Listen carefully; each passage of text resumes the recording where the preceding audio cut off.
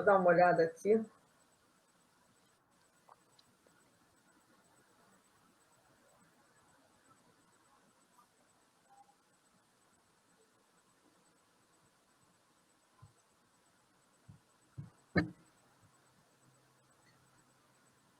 Acho que já foi.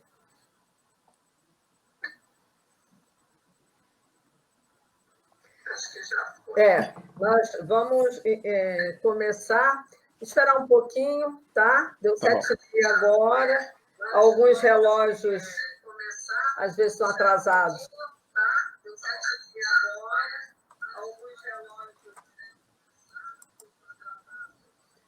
Vamos ver quem é que vai chegando para a gente poder começar. Marcinha Trabold já está aqui presente, já entrou.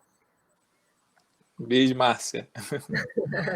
Márcia já começou. É porque, às vezes, né, nesse horário, às vezes os relógios também... Tem diferença, às vezes, minutos, né? O pessoal, às vezes, está na hora certa. Aí, que horas são?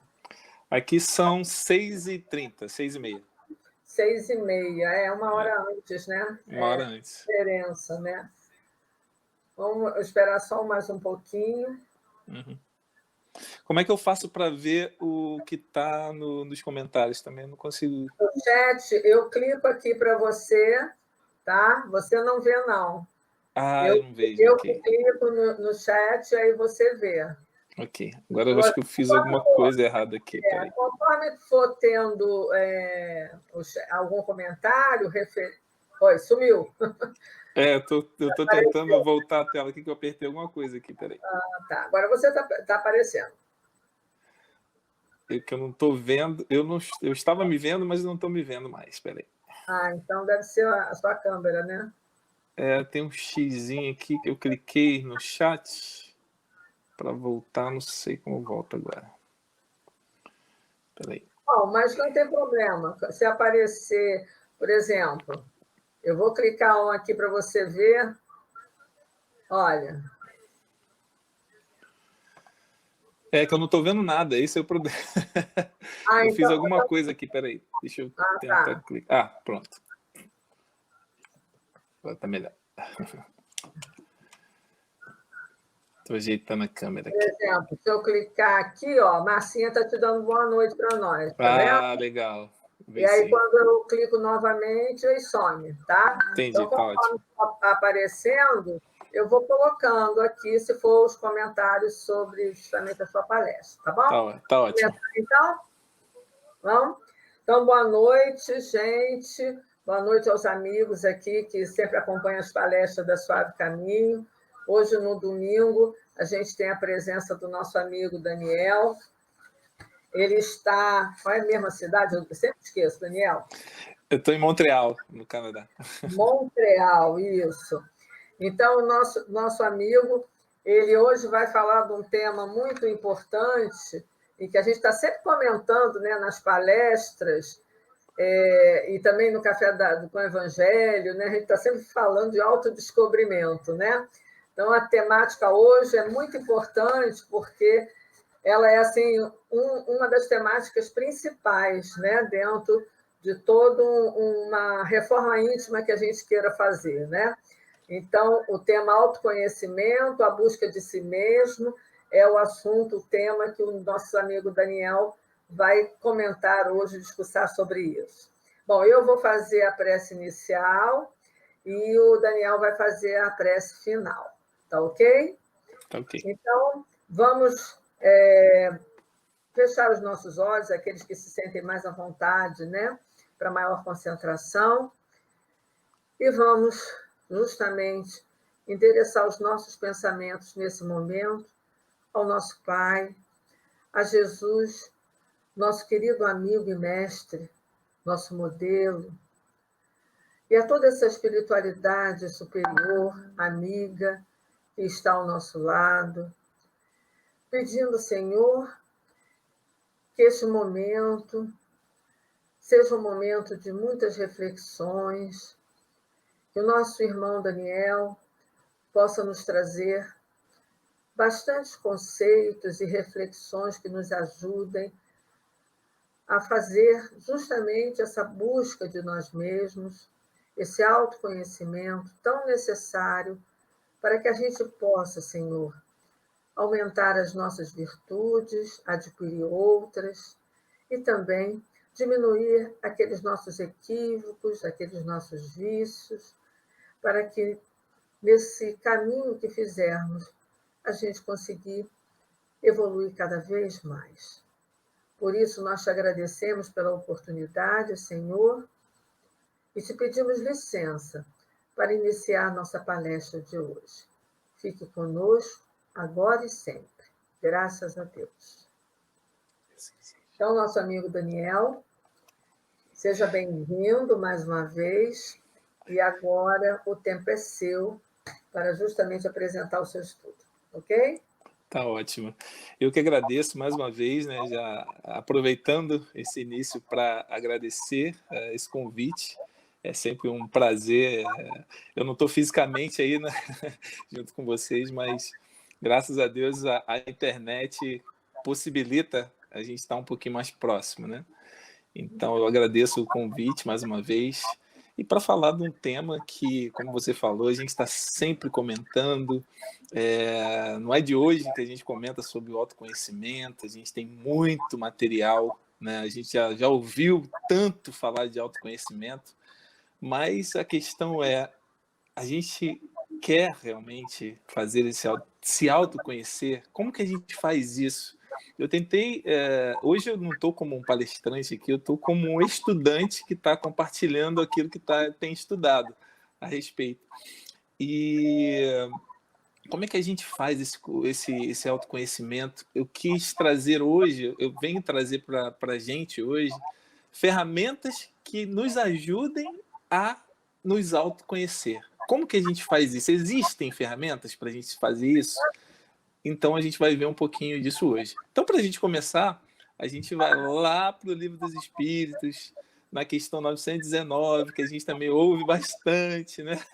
Qual o meio prático mais eficaz que tem o homem de se melhorar nesta vida e de resistir à atração do mal? E aí os espíritos respondem, né?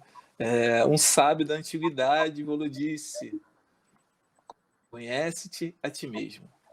Então isso nos trouxe Kardec.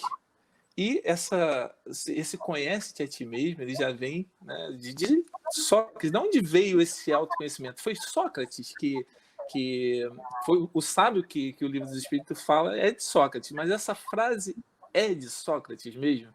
E a gente vai entender qual foi o contexto em que Sócrates estava inserido e como é que ele encontrou esse dizer, essa frase, autoconhecimento, e como ele aplicou isso na vida. Mas antes da gente entrar nessa parte de Sócrates, a pergunta que a gente tem que fazer para nós mesmos é: eu quero realmente me conhecer? Eu estarei disposto, se eu decidir que eu quero me conhecer, eu estou realmente disposto a aceitar e a aceitar o que eu vou encontrar dentro de mim?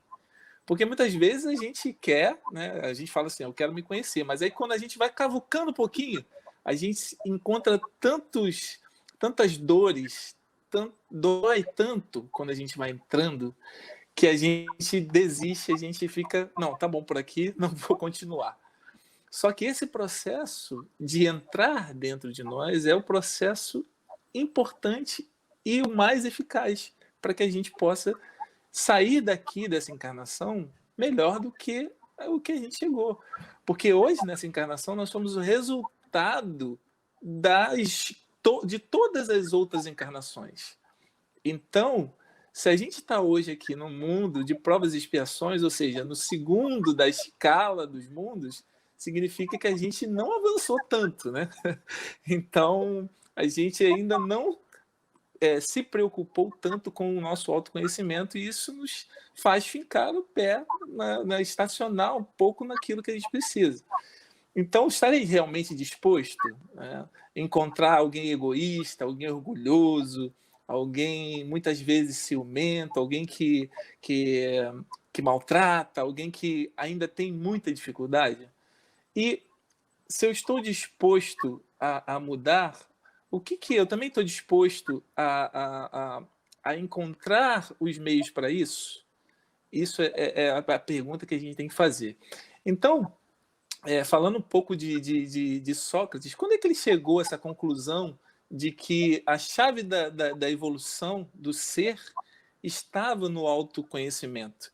Então, o Sócrates, ele achava, né, no dizer dele, no estudo e na maneira de agir dele, ele antes de lançar-se, ele falava, né, antes de lançar-se em busca de qualquer verdade, o homem precisa se autoanalisar e reconhecer a sua própria ignorância.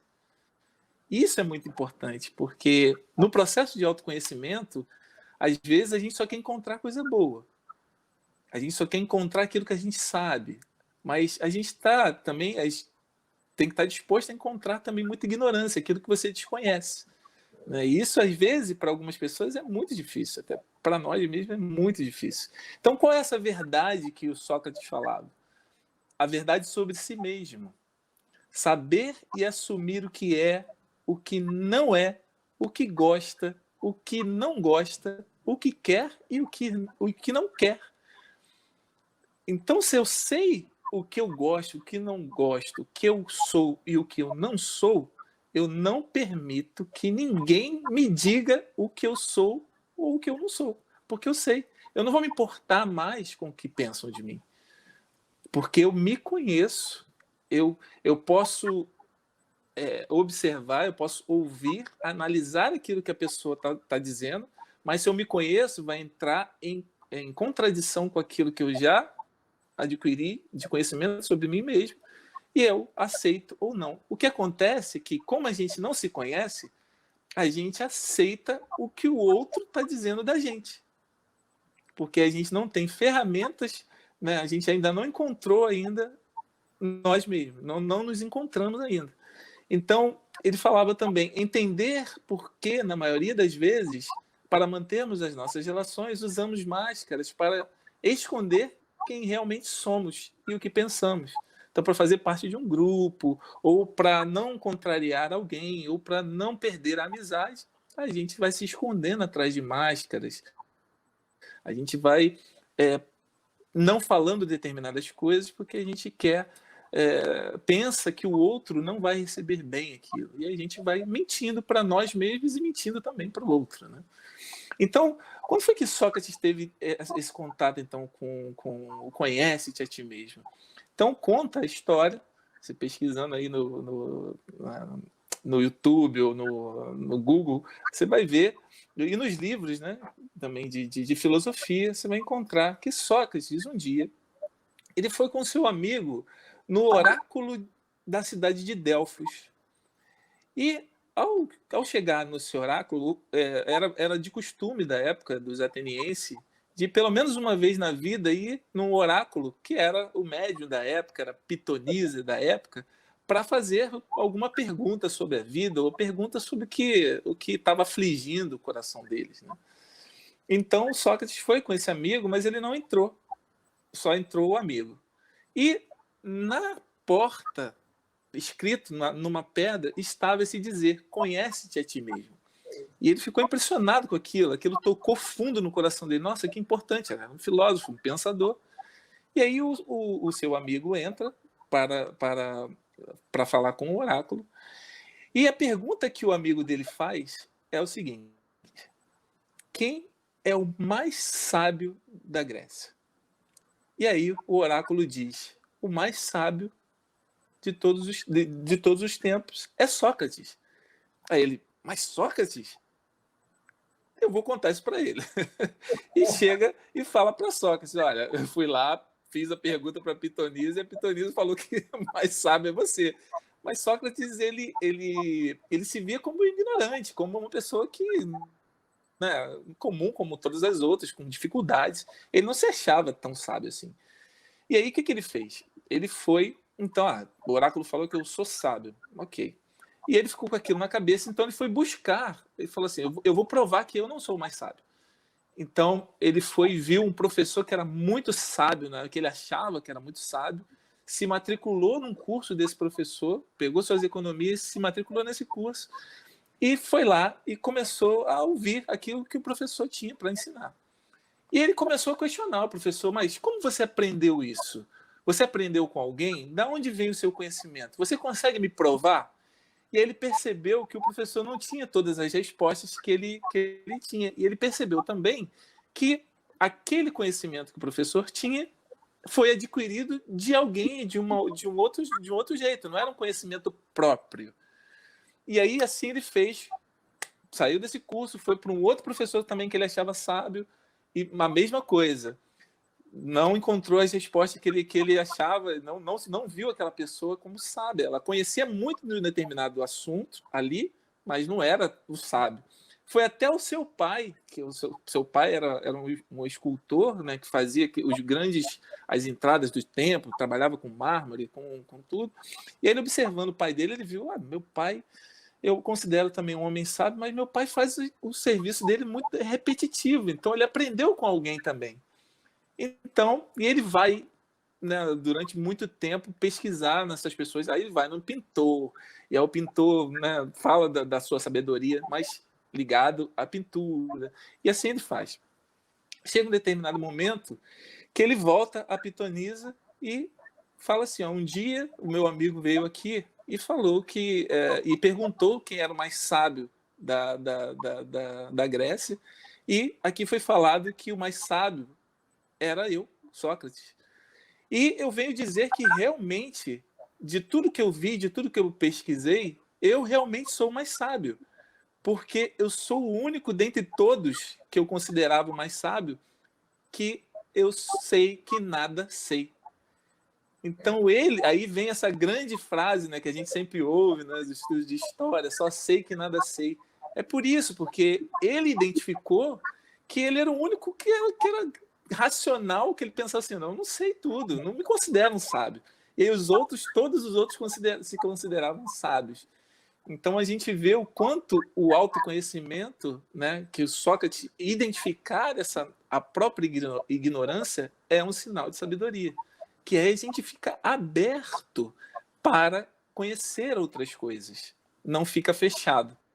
A gente é uma pessoa como uma flor, né, que começa fechada e aí a gente se abre depois para o conhecimento, não como um repolho que começa aberto e fica fechado quando você adquire um conhecimento, né? Mas que você acaba se achando mais sábio daquilo, né? Naquele determinado assunto. Então é interessante essa história. Agora, existem ferramentas para esse autoconhecimento? Porque a gente fala, né, eu quero me conhecer, mas como que eu faço isso? Eu tenho ferramentas para isso? E Sócrates inventou uma ferramenta que até hoje é utilizada, que é chamada de maiêutica. Maiêutica, tem várias pessoas que falam maiêutica, mas é maiêutica. E é uma técnica baseada em questionamentos. Como que é feito isso? Porque quando a gente quer conhecer alguma coisa, o que a gente tem que fazer? A gente tem que questionar sobre aquilo que a gente quer conhecer. E aí, o Sócrates, como é que ele chegou nessa ferramenta da maiêutica? A mãe dele era uma parteira. E o Sócrates, ele, quando conversava com as pessoas, ele gostava muito de fazer perguntas. E muitas vezes ele e a pessoa, né, chegava à conclusão de que a pessoa realmente não sabia aquilo que ela achava que sabia.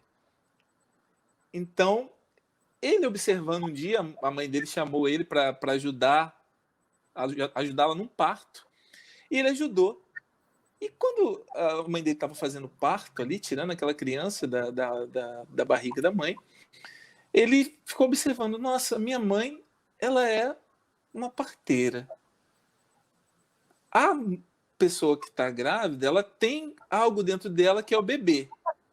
Mas a minha mãe, como parteira, ela não vai criar o bebê. Quem vai criar o bebê é aquela que tem, né, que deu à luz a alguém.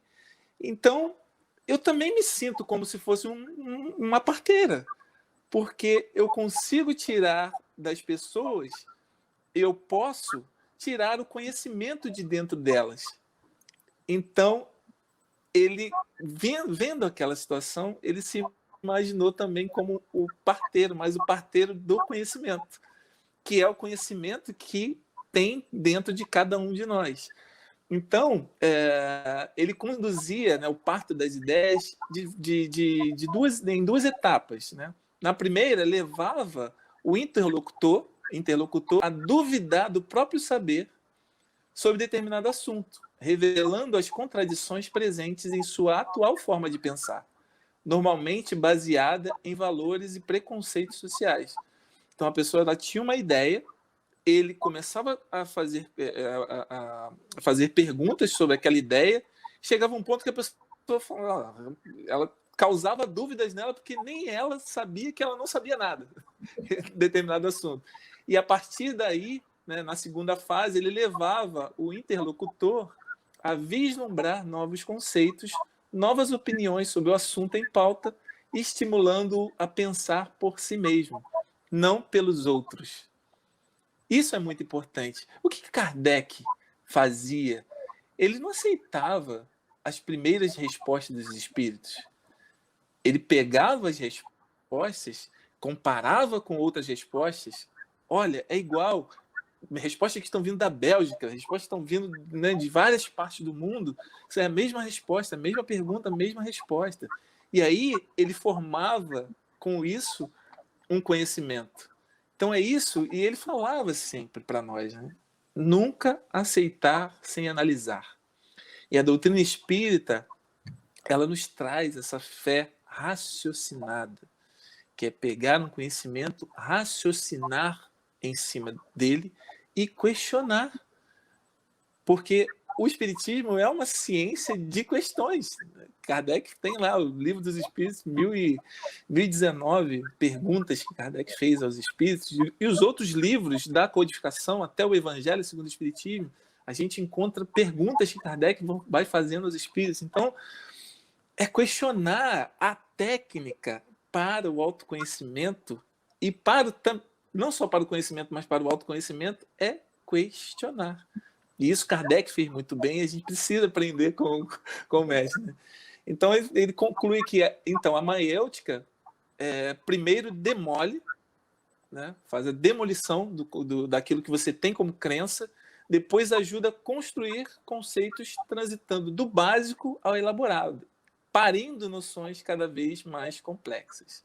Então, a gente tem o conhecimento dentro de nós, mesmo que a gente não tenha, ele ensina a maiêutica, né? E Kardec também fazia muito isso, é a gente pensar por nós mesmos, não com conceitos prontos. Parar com os paradigmas. Né? Não, é assim, vai ser assim, e sempre, né? Nasceu assim, cresceu assim, vai ser sempre assim, né? Síndrome da Gabriela. Então, a gente vê o quanto é importante essas descobertas que foi há 400 anos antes de Cristo. E até hoje a gente tem dificuldade de entender isso. Então, a noite de hoje, essa nossa conversa, é justamente para a gente perceber que a gente precisa se questionar mais. Não questionar o outro.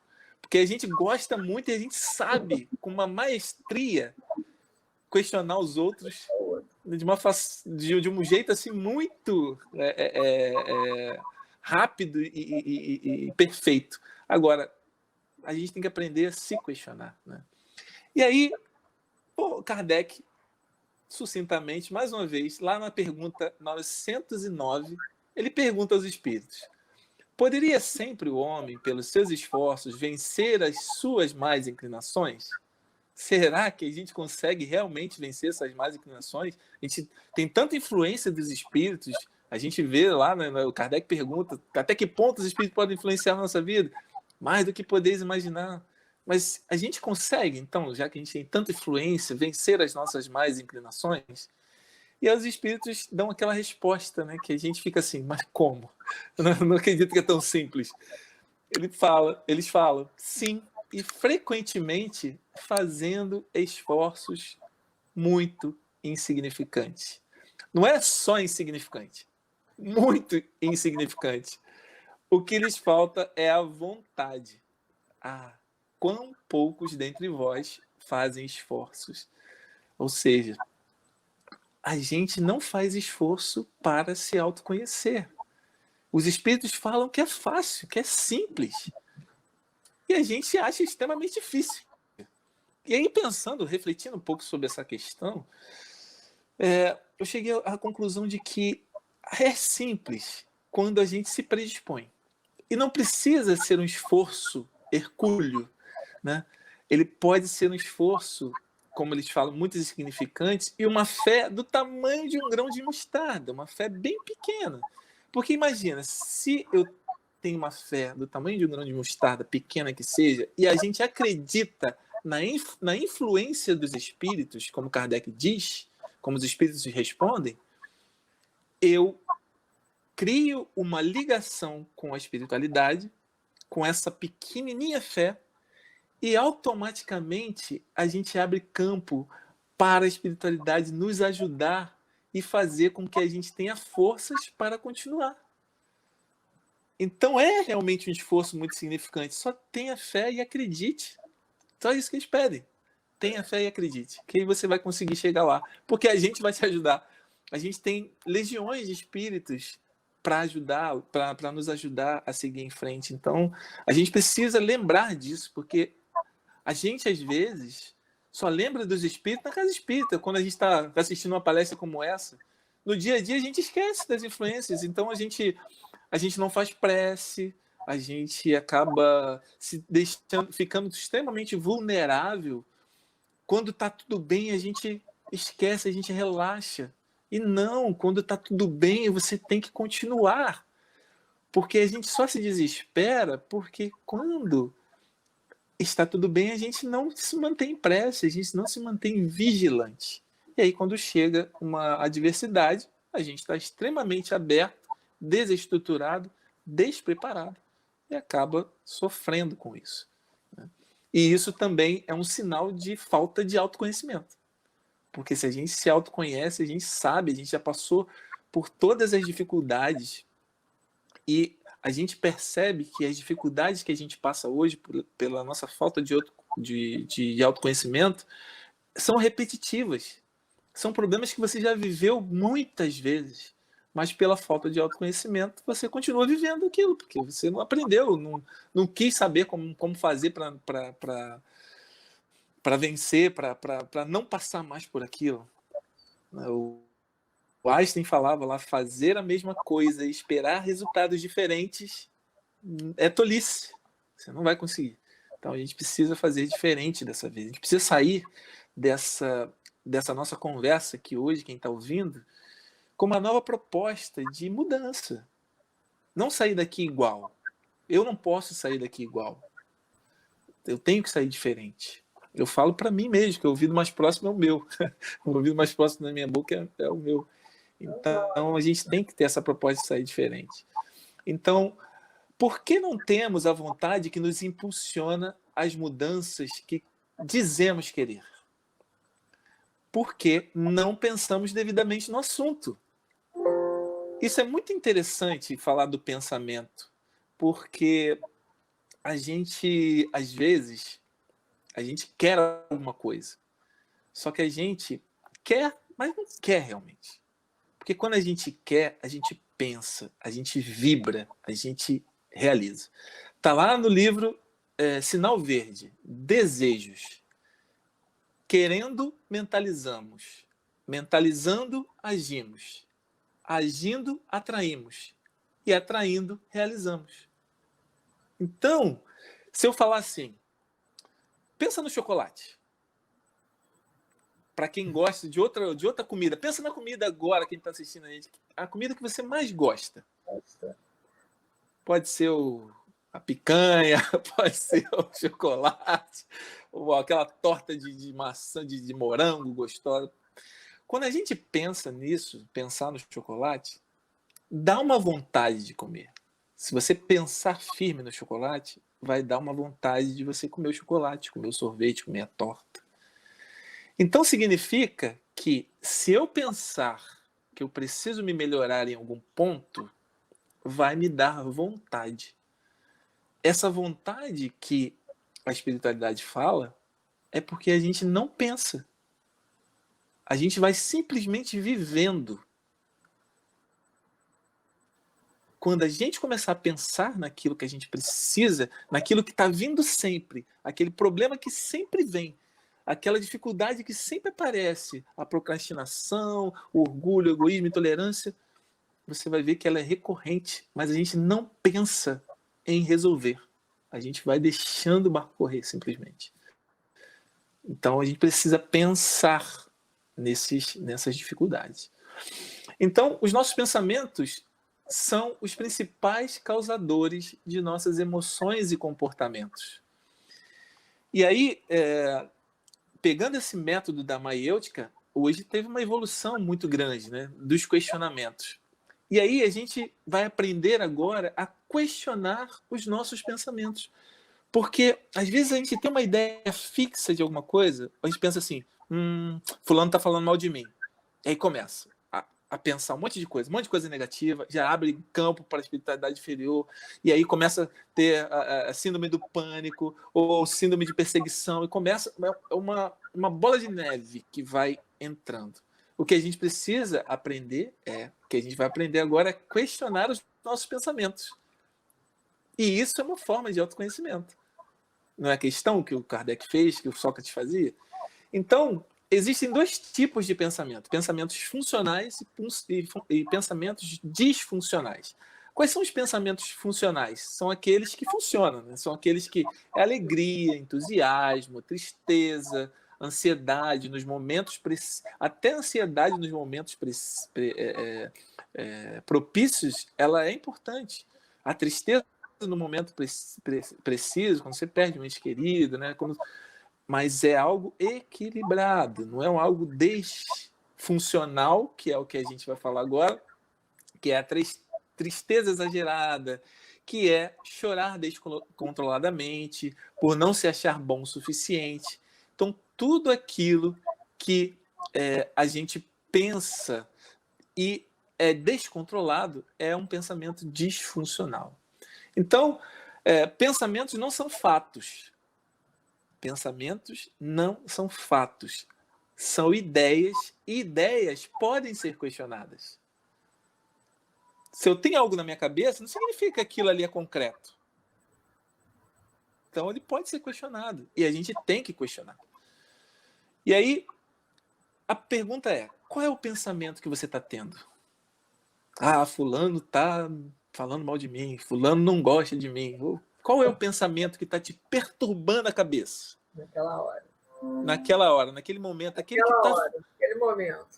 Tá fazendo você assim, não dormir direito, você dorme e acorda com aquele pensamento, ou algo que você tem que fazer, não importa. Qual é o pensamento que você está tendo no momento? Quais são as evidências concretas a favor desse pensamento? Concreto. O que você tem de material para dar base a esse pensamento? E muitas vezes a gente vai ver que não tem base nenhuma esse pensamento.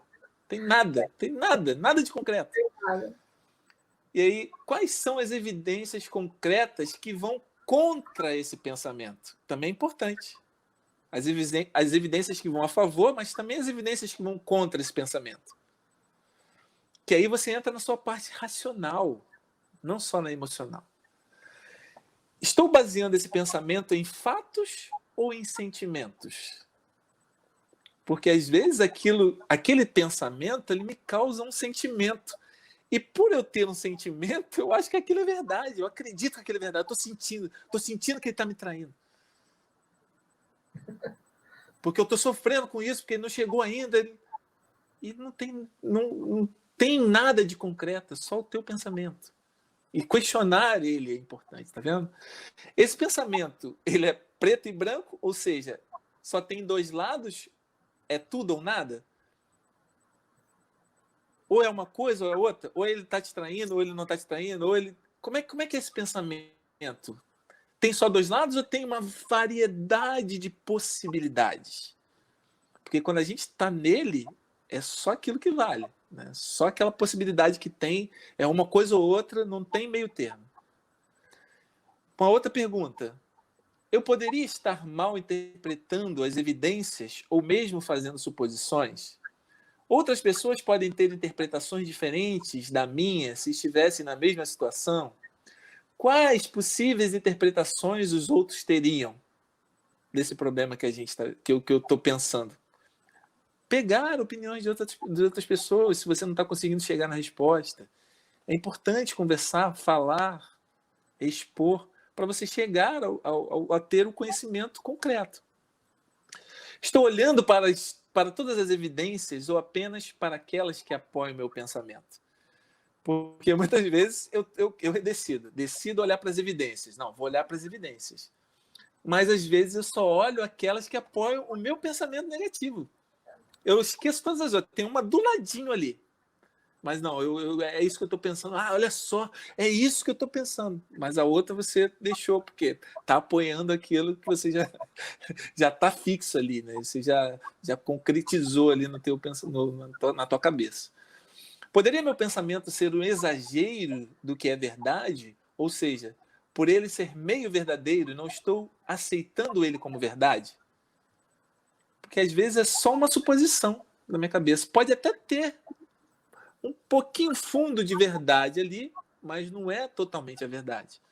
Então, será que não é o exagero da minha parte? Os fatos apoiam os meus pensamentos ou estou tendo apenas estou os tendo apenas por hábitos? Eu me acostumei a pensar assim, eu me acostumei a pensar negativo, então tudo vai ser negativo, tudo vai dar errado.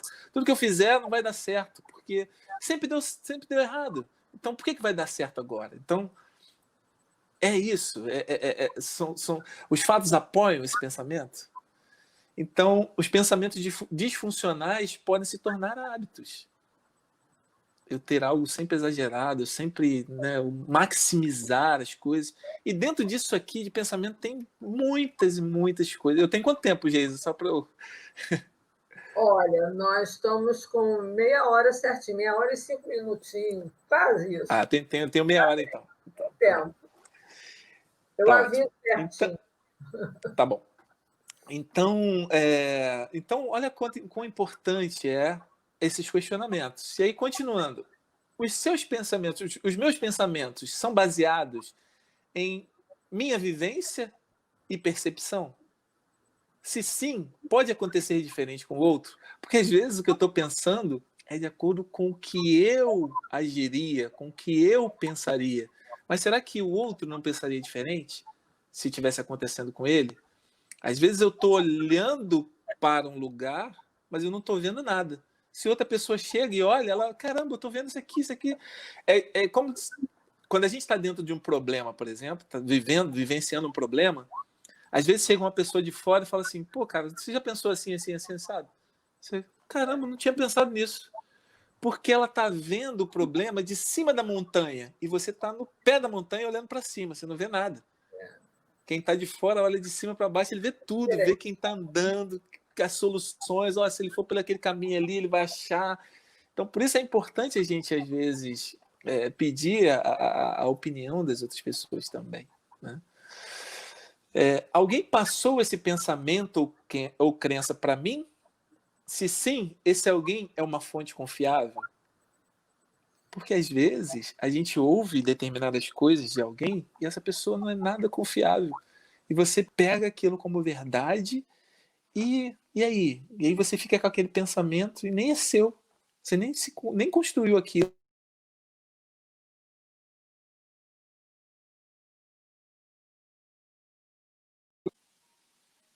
Alô, tá me ouvindo, Geisa?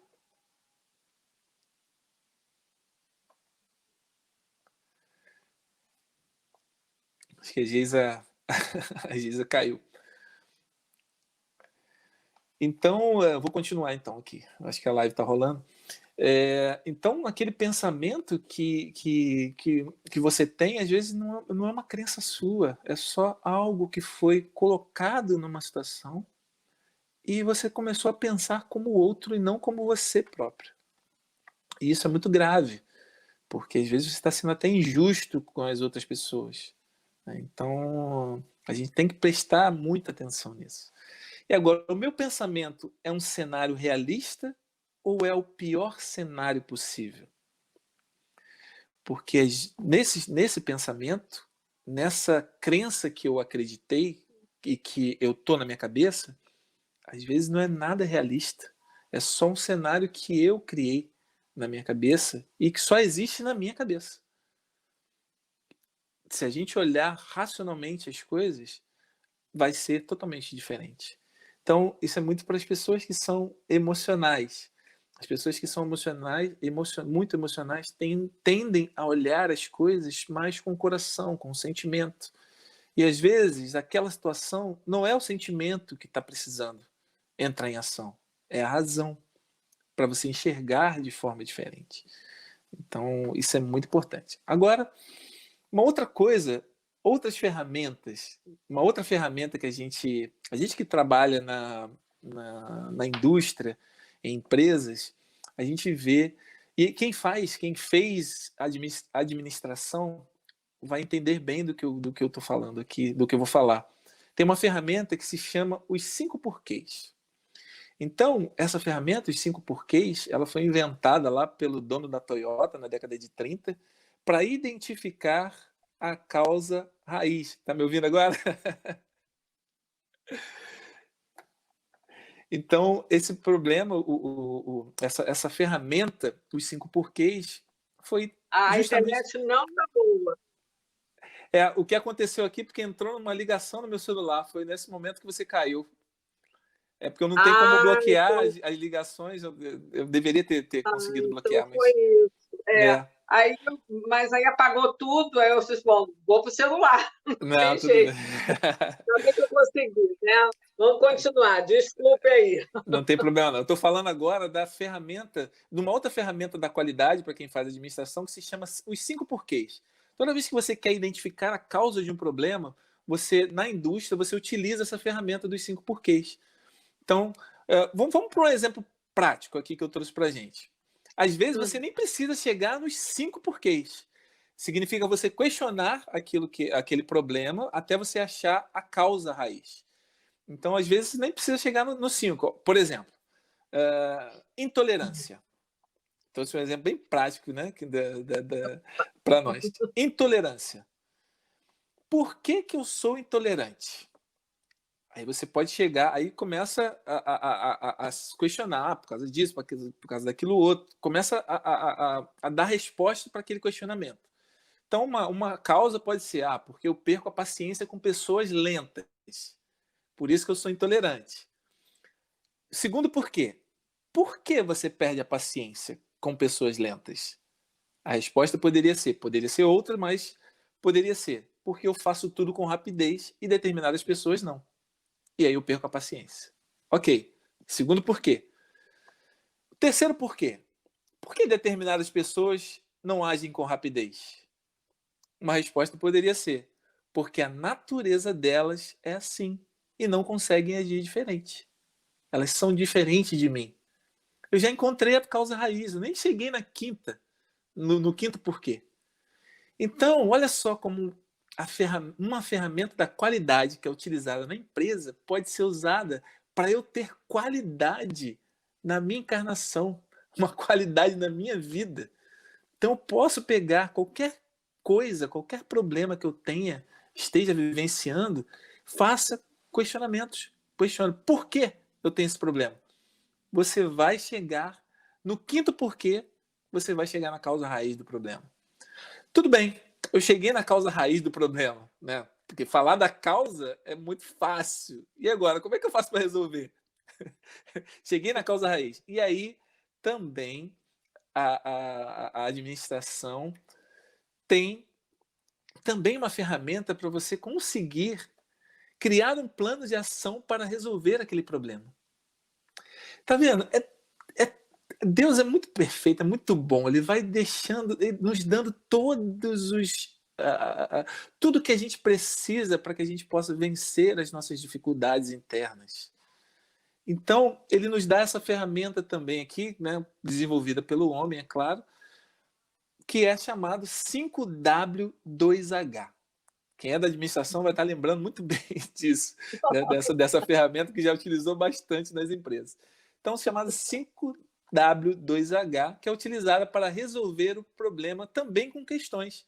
Então, eu utilizo questões para resolver os problemas. Então, 5W2H, porque é uma sigla, né, que é em inglês, que é what, que é o primeiro H, o segundo é why, que é porquê, o terceiro é where, que é onde, o quarto é quem, que é who, e o quinto é when, que é quando. Então, o que, por quê, onde, quem e quando. E o 2H é do how e how much, que é como e quando. Então, essa ferramenta 5W2H pode... Eu estou ouvindo muito barulho, gente. Deixa eu ver. Então, o 5, enquanto a Geisa conecta de novo, então o 5W2H ele pode também ser utilizado para nos ajudar a resolver aquele problema que a gente identificou como causa raiz. Então, como é que utilizando ainda o exemplo da intolerância? O que, né, que é o primeiro? Qual é o problema? É a intolerância. Por quê? Que é o segundo. Para evitar atritos, desavenças e aumento da pressão arterial. Porque quando você está intolerante, né, seu sangue ferve e a pressão arterial vai lá em cima. Onde? Que é a terceira questão. Em todos os lugares, principalmente dentro de casa. Porque não adianta ser tolerante só na rua, você tem que ser tolerante dentro de casa também. Principalmente dentro de casa com as pessoas que são... Mas agora, né? Exatamente, com essa questão do Covid, então, que está todo mundo, né, confinado, aí é que a gente tem que exercitar mesmo. Então, essa ferramenta aqui, eu posso mandar para vocês se vocês quiserem, os questionamentos. A quarta pergunta é quem vai resolver isso? Porque eu identifiquei o que, o porquê e onde que eu tenho que fazer. Agora, quem vai resolver isso? Eu mesmo. Sou eu que tenho que resolver. Quando que eu vou resolver? A cada dia eu vou ser um pouco menos intolerante. É gradativo. Não adianta ser radical. Não, a partir de agora não vou ser mais intolerante. Não é assim que funciona. Porque aí você vai se decepcionar. Porque a gente já traz esses problemas durante muitas encarnações, então a gente não vai conseguir de uma vez só. E como então a gente vai ter que fazer? Como é que é o que eu tenho que fazer então para resolver isso? Respirando fundo, contando até 10, percebendo quando estiver ficando sem paciência, pedindo um tempo para aliviar o estresse, percebendo o momento, aquele momento assim, caramba, eu estou perdendo a paciência, me deixa um pouco sozinho, sair da zona de perigo. Né? Quando você está naquela situação ali, se você ficar, qualquer coisa, qualquer palavra é pior. Então, às vezes, sair do foco de tensão é importante para que você possa depois voltar com mais fôlego. Opa, vamos lá, de novo. E quando que a gente tem que fazer? Né? Quanto vai custar isso? Porque é importante no plano de ação, quanto vai me custar fazer isso? Né? Vai te custar as suas amizades, os seus afetos, vai te custar o seu coração, que vai estar mais calmo, vai estar mais tranquilo. Então, é uma ferramenta extremamente aplicável também na nossa vida. Então, peguem essa ferramenta, né? Tem vários exemplos aí na internet, eu posso também mandar para vocês, e que vai ajudar muito. E outras ferramentas então, que a gente tem também. A gente tem a PNL hoje, que é a Programação Neurolinguística, que está sendo assim, muito divulgada aí nos últimos tempos. Agora, então, né, com a Covid, tá um monte de lives aí no YouTube de PNL, que ela permite, entre outras coisas, de compreender melhor o nosso funcionamento interno, identificar nossos modelos mentais, para que possamos questioná-los. Olha a questão de novo aí. Ó. Todas as ferramentas são de questões. Refletir sobre eles, né, sobre os problemas, e, se for preciso, ressignificá-lo.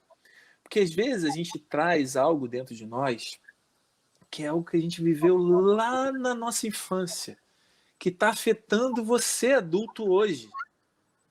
E essas ferramentas podem te ajudar a ressignificar esse problema.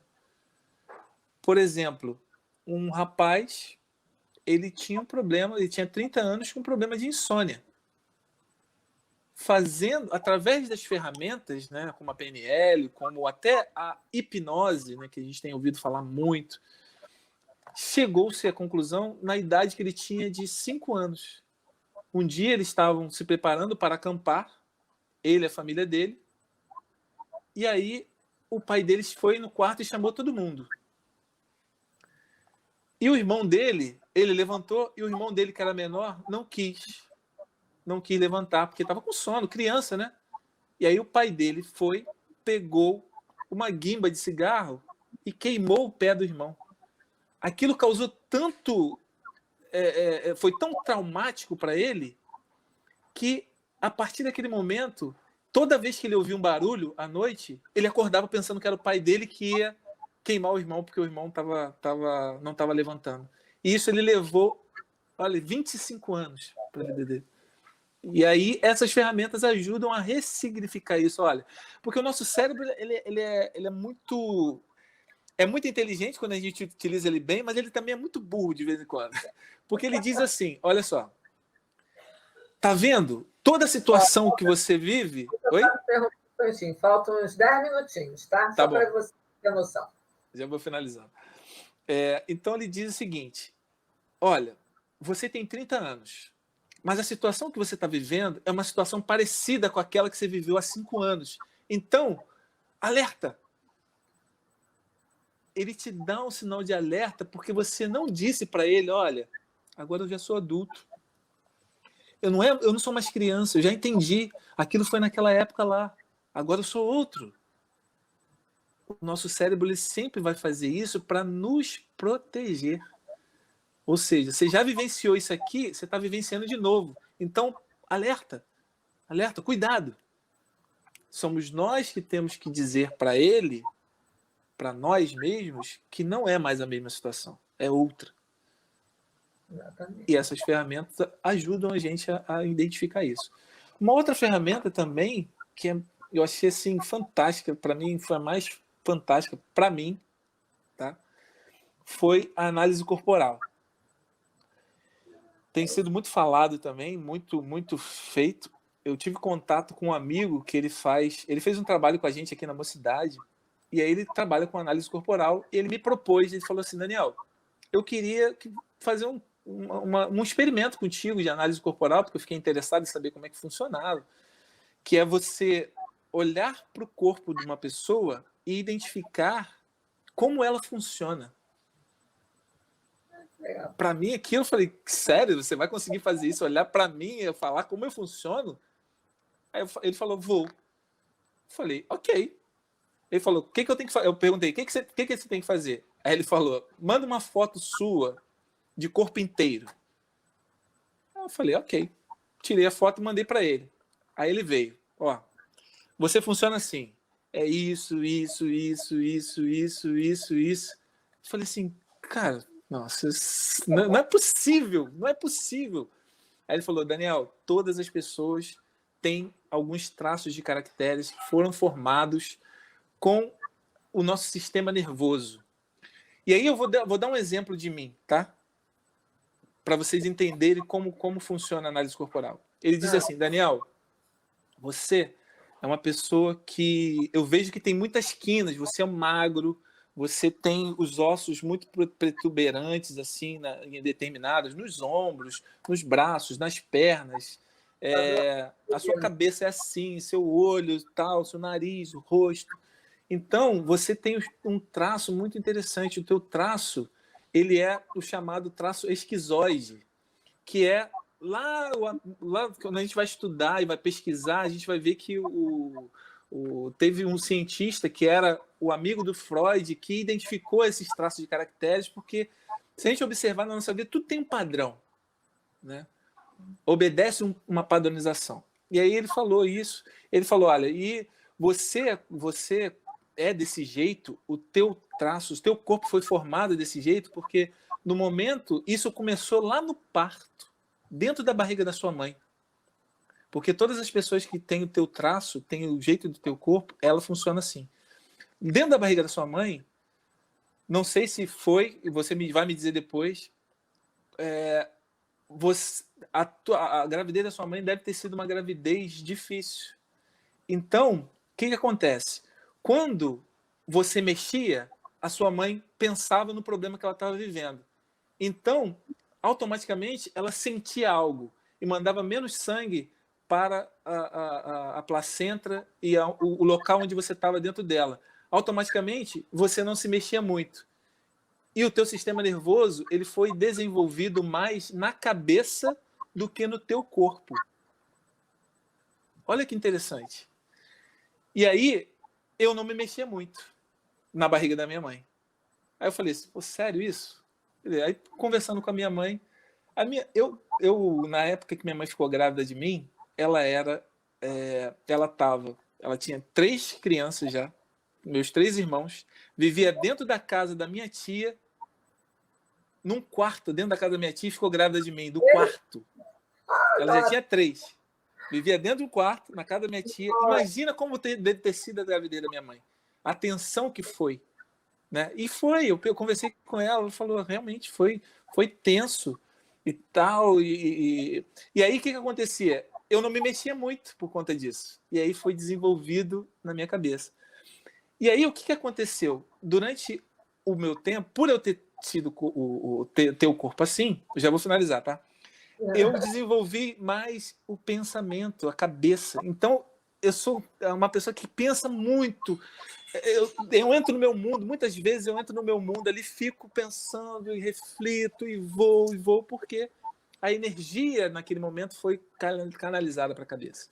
Então, cada pessoa, a pessoa que tem um pouco mais redondinha, cheinha, ela é uma pessoa que é muito oral, é uma pessoa mais emocional. Então, as pessoas que são mais quadradas, né? Tem um corpo mais quadrado, tem um outro caractere. Isso aí é uma outra palestra que a gente pode fazer aqui. Eu vou preparar o tema como eu preparei das linguagens, e vou preparar essa também para a gente poder conversar.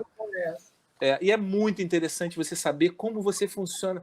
Me ajudou, gente, assim, muito, muito, muito. Eu saber que quando eu me isolava, é porque... E cada traço tem uma dor existencial, que ele fala. E minha dor existencial, que ele identificou, é a dor da rejeição. Porque naquele momento eu me senti rejeitado. E eu, pensando em toda a minha vida, determinados momentos que aconteceram assim, que eu entrei em conflito, foi por conta de uma rejeição de alguma forma. Entender isso, porque essa minha dor existencial, ela também pode ser uma força. Porque eu entender que eu entro nesse estado, eu posso sair dele mais fácil. Porque eu entendo, sabe? Então, assim, é muito fantástico. E pra gente... Eu tenho quantos minutos? Acho que 5 minutinhos. 5 minutinhos. Então, a gente vai voltar, então, para a gente finalizar a questão do Kardec para os espíritos, dizendo qual o meio mais prático para que tem o homem para resistir à atração do mal. Conhece-te a ti mesmo. E se a gente vai no Evangelho, a gente não vai ler tudo aqui, se a gente vai no Evangelho, o Santo Agostinho dá uma receita para a gente. Como a gente tem que fazer? A gente ouve isso toda vez, toda palestra, acho que a gente ouve isso, né? Da receita de Santo Agostinho, de chegar todo dia à noite e fazer o quê? Questionar. Questionar. Todos falam a mesma Dora língua. Colocou aí. A mal do Santo Agostinho. Só não é tão ocupado, é verdade, Dora. De tanto que a gente fala, né? Exato. Então, leia lá, porque é muito interessante o método, como ele faz, e se questionar. Se eu tive, o que eu fiz durante o meu dia, avaliar durante o dia o que eu fiz, né, se eu tiver alguma falta contra o outro. Então, tem toda um método também para se fazer isso. E aí o Kardec, no finalzinho, ele fala o seguinte: muitas faltas que cometemos, no final do capítulo, é o comentário de Kardec, ele fala, muitas faltas que cometemos nos passam despercebidas. Se efetivamente, seguindo o conselho de Santo Agostinho, interrogássemos mais a miúde a nossa consciência, veríamos quantas vezes falimos sem que o suspeitemos, unicamente por não perescrutarmos a natureza e o móvel dos nossos atos. A forma interrogativa tem alguma coisa de mais preciso do que uma máxima que muitas vezes deixamos de aplicar a nós mesmos. Aquela exige respostas categóricas, por um sim ou um não, que não abrem lugar para qualquer alternativa e que não outros tantos argumentos pessoais. E pela soma que derem as respostas, olha só, a soma que derem as respostas dessas perguntas que a gente fizer para nós mesmos, poderemos computar a soma de bem ou de mal que existe em nós. Com certeza. Então, é questionar. Eu dei hoje várias ferramentas, tem muitas outras, mas eu dei um pouquinho, que a gente só tem 1 hora, para que a gente possa utilizar isso para resolver os nossos problemas existenciais. A gente está nessa encarnação para vencer as nossas inclinações mais que a gente vem deixando de fazer durante muitas encarnações. E hoje a gente está tendo ferramentas para isso. Não adianta a gente chegar lá e falar assim, eu não sabia. Eu não tive como. Não tem mais essa desculpa. Alguns séculos atrás talvez. Hoje não mais. Então é isso que eu gostaria de trazer para vocês. Espero que tenha sido claro. Agradeço muito, Daniel, porque tudo isso que você falou é muito importante, né? E a gente tem que realmente prestar atenção. Se a gente quer fazer essa busca, né, da gente mesmo, a gente tem que usar ferramentas, né? Toda a palestra nós trazemos um livro, né? A gente faz uma sugestão de um livro. Então, o livro que eu trouxe hoje, não sei se vai dar para ver, porque está dando para ver? Tá sim, Reforma Íntima. Da Reforma Íntima. Esse livro é de Abel Kleise, pelo espírito Caibar Schutel, tá? E esse livro, ele é assim, são uma série de reflexões, conforme a gente vai lendo, a gente vai vendo uma série de reflexões que a gente vai fazendo, inclusive assim, racionalizando muito os nossos sentimentos, como você falou, teve uma fala sua, né? Com relação aos sentimentos que a gente vai tendo. Então, é um livrinho, realmente, quem puder, né, tiver possibilidade de adquirir, ou se tem cá, dá uma leitura, porque esse conhecimento de si mesmo, que a gente tanto busca para fazer essa nossa reforma, né, precisa de ferramentas, né? E essas ferramentas todas que você colocou, elas estão disseminadas justamente em livros, numa literatura espírita, né? Uma boa literatura espírita, e, com certeza, esse é um dos livros que ajuda bastante a gente refletir. Sim. Falar com o pessoal, a minha internet hoje não está boa, né? Eu estou sentindo que a imagem, né, vai e volta, mas ela realmente hoje aqui a coisa está difícil. Mas fazendo menção aos nossos banners, ao que está passando, né, nos banners aí, sobre o mês de setembro, né, que a gente está falando tanto, né, do suicídio, e que é um mês que a gente dedica, né, a lembrar. Na realidade, tem que ser lembrado sempre, né? Não apenas em um mês, mas é um mês que se dedica, né, socialmente a se falar do suicídio, né?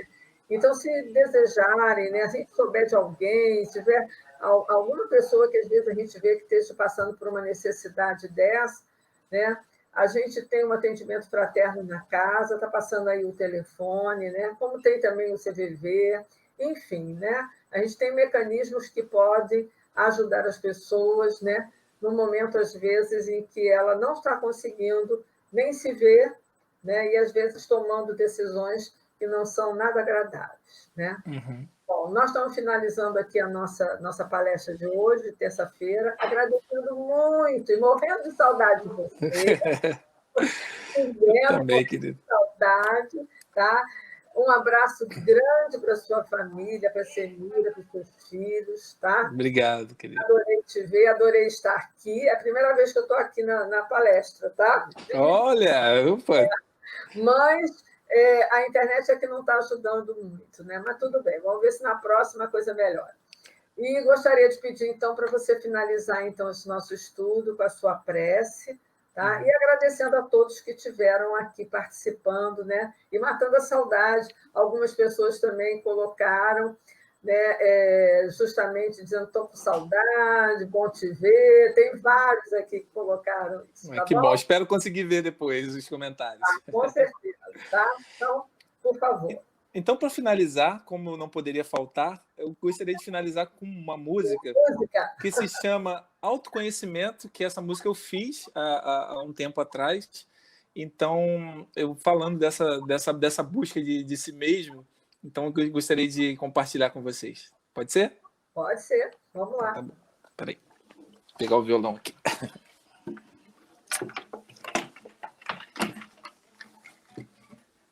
Vamos lá.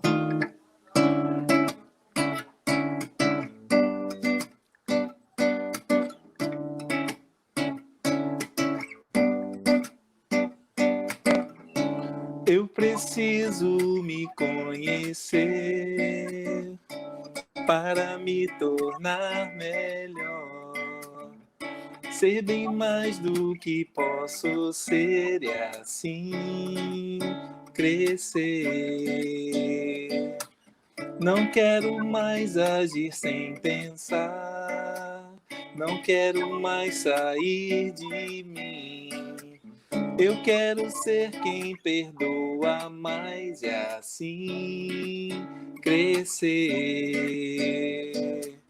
Eu só quero ter controle de mim e saber quando eu devo parar. Eu não quero mais me exceder, eu não quero ver a vida passar. Eu só quero ser melhor do que sou, eu só quero me autoconhecer. É assim que eu vou ser mais feliz, é assim que eu quero viver.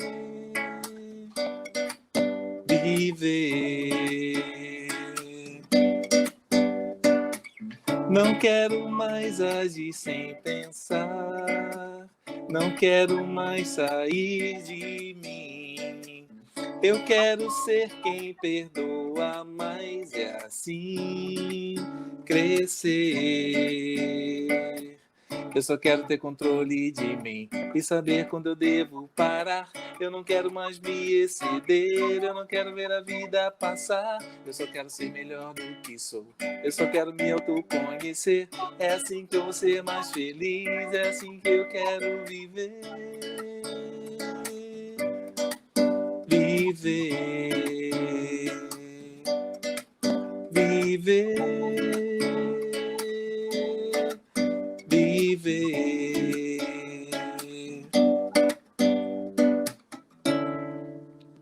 Que assim seja. Que assim seja. Obrigadão, obrigada a você, tá? Obrigado, eu que agradeço. Vocês. Um beijo Obrigada, no coração de todo mundo. Até domingo na próxima palestra, tá? Beijão. Tchau, tchau, beijo.